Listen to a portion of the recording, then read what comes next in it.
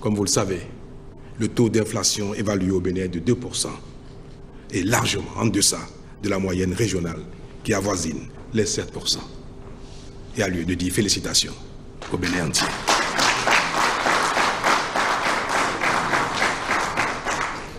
Ces performances, mesdames et messieurs, elles nous distinguent comme un pays de progrès où, grâce à nos efforts collectifs, nous montrons que le sous-développement, ou bien que le développement n'est pas une fatalité et que le sous-développement peut être vaincu. Mais le citoyen, même lorsqu'il voit de façon évidente les changements positifs de son milieu, lorsqu'il observe les améliorations qui lui offrent des conditions et un cadre de vie globalement meilleur, il faut encore qu'il sente que le progrès le touche aussi personnellement, notamment à travers l'amélioration de son pouvoir d'achat propre. Cela s'entend bien, mesdames et messieurs, n'est-ce pas? Autrement, tant que chacun n'a pas directement dans sa poche ou dans son assiette, ne serait-ce que le peu supplémentaire, il reste insatisfait, voire dubitatif. Quand on a fait une vue de groupe, une photo, que veut chacun? Voir sa position. Car c'est ce qui prouve qu'il était là lui aussi.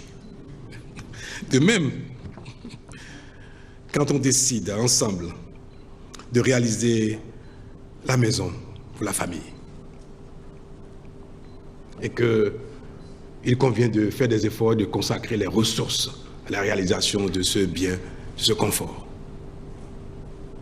est-ce que tout le monde accepte le fait de sacrifier le pain quotidien pour la maison à construire?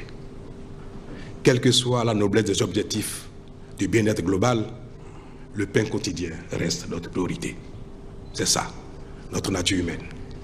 Voilà pourquoi, ainsi que nous en avons pris l'engagement l'année dernière, nous avons œuvré à concrétiser notre volonté d'améliorer les revenus des travailleurs. Bien sûr, nous avons été retardés pendant de longs mois après nos échanges avec les partenaires sociaux à cause de la conjoncture internationale née de la guerre en Ukraine suite à la crise de Covid-19. Mais cela ne nous a pas empêchés, Monsieur le Président, Madame et Monsieur les députés, de parer au plus pressé, de dégager d'importantes ressources pour stabiliser l'économie et soutenir le pouvoir d'achat de tous. Nous avons ainsi injecté en subventions directes comme en renoncement aux taxes près de 130 milliards de francs CFA depuis mars 2022, afin que les produits de première nécessité restent accessibles à toute la population. Cet effort considérable a permis aux uns aux autres, pas seulement aux salariés de l'État, d'avoir le soutien de notre communauté commune pour faire face à la crise. Le Conseil des ministres a statué sur les propositions qui ont été négociées avec les partenaires sociaux le mardi dernier. Nous avons, avec les centrales syndicales et le patronat,